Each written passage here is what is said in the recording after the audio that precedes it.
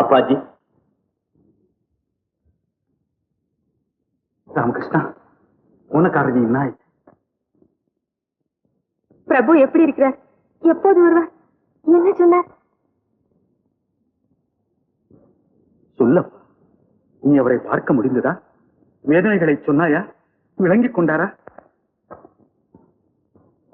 ஏன் மௌனமாக நிற்கிறீர்கள்? பிரபு நீங்கள் பார்க்க முடியவில்லையா? மன்னரை பார்த்தாயா? பார்த்தேன். என்னென்ன சொன்னாய்? எல்லாம் சொன்னேன். பலன்? பலன் சேற்றிலே கொட்டிய சந்தனம் போல் ஆகிவிட்டது. மன்னரின் கண்களுக்கு நாமெல்லாம் மதியிழந்தவர்களாக, மரணத்தின் தூதுவர்களாக காணப்படுகிறோம். அந்த மாயக்காரிதான் அவரை வாழ்விக்க வந்த காமதேனுமா, கற்பக விருட்சமா? நீ சொன்னதை அவர் ஏற்றுக்கொள்ளவில்லையா? இல்லை. நான் அவர் முகத்தில் விழிக்கக் கூடாதாம்? இந்த நாட்டை விட்டே போய்விட வேண்டுமா? அப்படி மீண்டும் முகத்திலே விழித்தால் என் தலை போய்விடும் என்ற ஆணையே பிறந்து விட்டது. சரி, நானே போகிறேன். அந்த கிருஷ்ணாவிடம் அவள் காலில் விழுகிறேன், கண்ணீர் சிந்துகிறேன். மன்னரை கொடுத்து விடு. எனக்கல்ல, நாட்டிற்கு என்கிறேன். நீயா தேவி? அந்த தாசியிடமா? அந்த நிலைக்கு வந்த பிறகு யோசிப்பதில் பயனில்லை. நான் இப்பொழுது போகிறேன். தாங்கள் அங்கு போக வேண்டாம் தாயே. யார் போனாலும் தலை உருளும் என்பது மன்னரின் ஆணை. உருளட்டுமே. அவர் காலடியிலே சாவதை தவிர வேறு பாக்கியம் எனக்கு என்ன இருக்கிறது? போகிறேன், இப்பொழுதே போகிறேன்.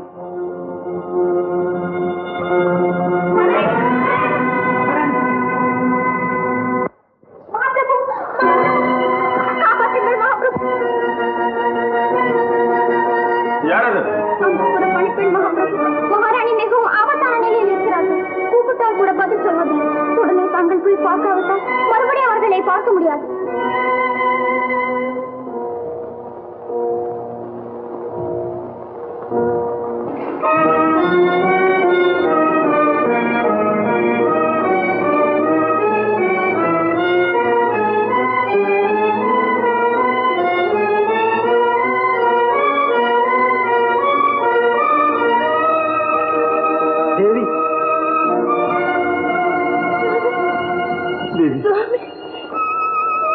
தேவி, தேவி.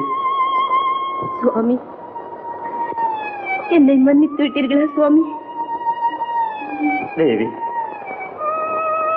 உன் மனதை வேதனைப்படுத்தி விட்டேன். நாட்டுக்கு தாய் போன்ற உன்னை நோயின் பிடியிலே சிக்க வைத்து விட்டேன். நீதான் என்னை மன்னிக்க வேண்டும். குற்றவாளி நான் தான். என்னை மன்னித்து விடு. அப்படி சொல்லாதீர்கள் பிரபு. நம் உறவை வளர்க்கவே இந்த பிரிவினை நேர்ந்தது. பிரபு, இந்த ஒரு வாரம் மாத்திரம் எனக்கு கொடுங்கள். களங்கமற்ற உங்கள் உருவத்தை கண்களில் நிறுத்திக் கொண்டு உங்கள் மடியிலே சாய்ந்தபடி மரணம் அடையும் பெருமையை எனக்கு கொடுங்கள். இல்லை, நீ வாழ வேண்டும். கிருஷ்ணதேவரை நீ வாழ்விக்க வேண்டும். உன் வண்ணமேனி சீர்படும் வரையில் இந்த இடத்தை விட்டே போக மாட்டேன். பிரபு. தேவி, தேவி. அப்பாஜி, என்ன? இந்த சந்தர்ப்பத்தை நாம் பயன்படுத்திக் கொள்ள வேண்டும். மகாராணிக்கு உடல்நிலை சரியாகும் வரை ராயர் கிருஷ்ணாவின் அந்த புறத்திற்கு போக மாட்டார். அதற்குள் நாம் அவளை இந்த நாட்டை விட்டே விரட்டிவிட வேண்டும். அதற்கான காரியத்தை முடித்துவிட்டு பிறகு உங்களை வந்து சந்திக்கிறேன். எனக்கு விடை கொடுங்கள். சரி, போய் வாப்பா.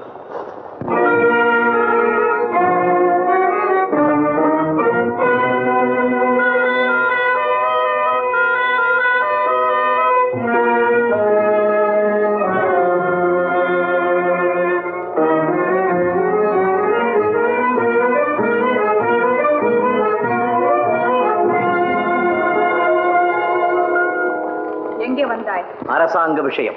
உங்கள் அரசாங்க விஷயத்தில் எனக்கு அக்கறை இல்லை. அனுமதி இல்லாமல் அந்தரங்க மாளிகை அரசர் இல்லாத வேளையில் வந்து தனியான ஒரு பெண்ணிடம் பேச நெருங்குவது முறையற்ற செய்கை. ஏதோ முறையான செய்கை உங்களிடமிருந்து கற்றுக்கொள்ளலாம் என்றுதான் வந்தேன். ஒழுங்கான உலகத்துக்கு இலக்கணமே தாங்கள் தானே.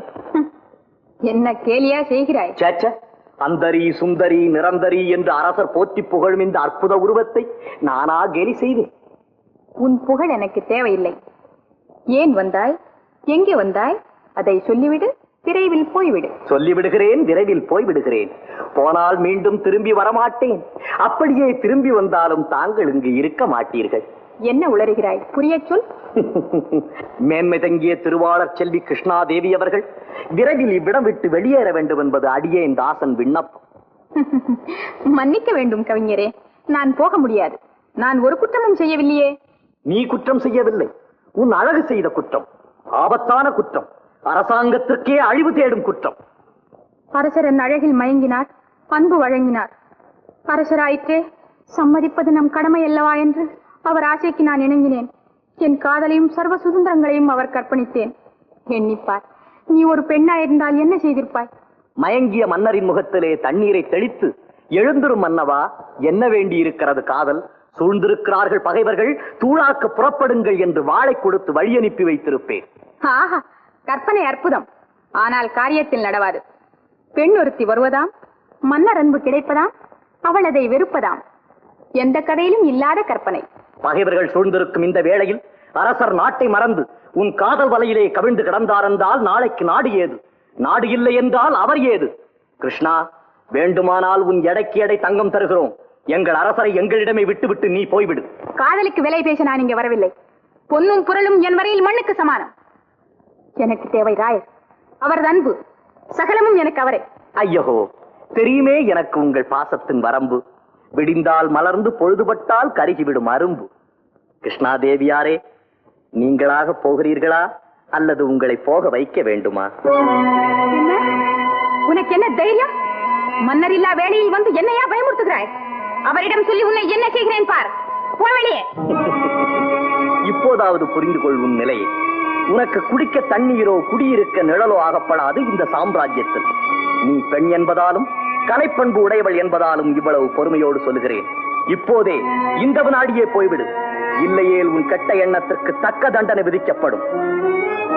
எச்சரிக்கிறேன்.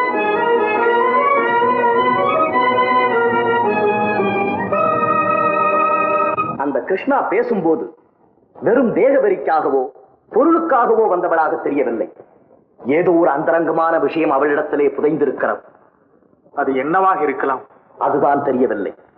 அவள் கோபத்திலே குதிக்கும் போது அந்த ரகசியத்தின் சாயல் தென்படுகிறது. உடனே அந்த இடத்திலிருந்து ஒரு உருவம் நகர்ந்து சென்றது. காக்கை உட்கார பனம்பழம் விழுந்ததோ இல்லை பனம்பழத்தை தள்ளுவதற்காகத்தான் காக்கை உட்கார்ந்ததோ யாருக்கு தெரியும்? எனக்கும் சந்தேகமாகத்தான் இருக்கு. நாம் எப்படியாவது அந்த ரகசியத்தை தெரிந்து கொள்ள வேண்டும். அப்போதுதான் எந்த மிருகம் என்ன தோலை பொருத்தி கொண்டு வந்திருக்கிறது என்பது நமக்கு தெரியும். அதற்கு என்ன செய்ய வேண்டும்? ஒரு நாடகம். நாடகமா? நடிப்பது யார்? நான் தான் இருக்கிறேனே எல்லாவற்றிலும் நடிக்க. கதாநாயகி நாம் ஓடாமல் தேடாமல் தானே நம்மிடம் வருவாள். ஆனால் எனக்கு ஒரு சிஷ்யன் மட்டும் தேவை. குருதேவன் அருள் இருந்தால் அந்த சிஷ்யனாகும் பாக்கியம் எனக்கே கிடைக்கலாமே. என்ன இது தாங்களா? ஏன், எனக்கு என்ன நடிக்க தெரியாதா? ஐயோ, அப்படி சொல்லாதீர்கள். புத்திலே பாம்பிருக்கும் பூதலத்தில் உள்ள முறை. ஆமா, மனையிலே பாம்பு வந்து எங்களை வாழவிட ஒட்டலையே. வந்ததொரு பாம்பு எங்க வாழ்வெடுத்து கொண்டதினால் சந்நியாச கோலம் வந்து ஜடமுடியை வளர்த்ததம்மா.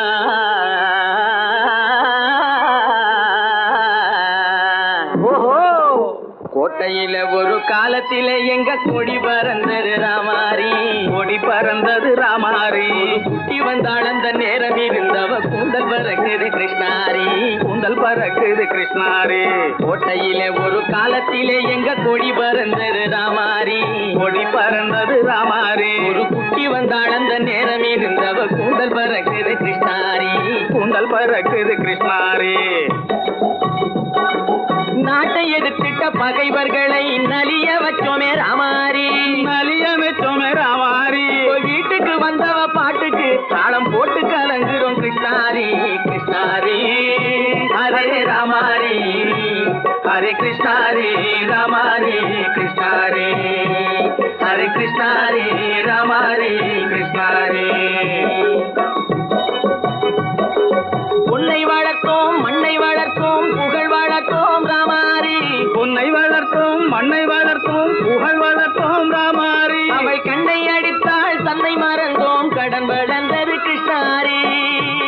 காட்டில் பாய்பிருந்தது ராமாரி. ராமாரி கிருஷ்ணாரி ஹரே ராமாரி கிருஷ்ணாரி ராமாரி ஹரே ராமாரி கிருஷ்ணாரி ராமாரி ஹரே ராமாரி கிருஷ்ணாரி ராமாரி. கோட்டையில ஒரு காலத்திலே எங்க கொடி பறந்தது ராமாரி. கொடி பறந்தது ராமாரி. குட்டி வந்தாள் அந்த நேரம் இருந்தவ கூந்தல் பறக்குது கிருஷ்ணாரி. கூந்தல் பறக்குது கிருஷ்ணாரி. பரமார்த்த குருவுக்கு, பரமானந்த சிஷ்யனுக்கு.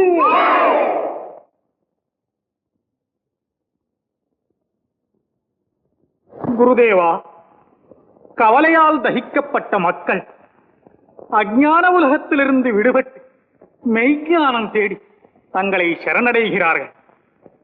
தங்கள் ஸ்வர்ண வித்யை உபயோகித்து இவர்களை அனுகிரகிக்க வேண்டும் குரு. கிருஷ்ணார்ப்பணம்.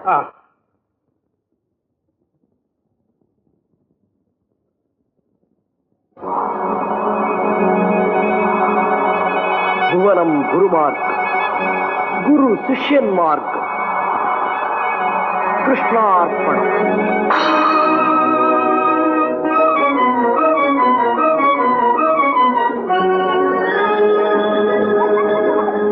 பரமார்த்த குருவுக்கு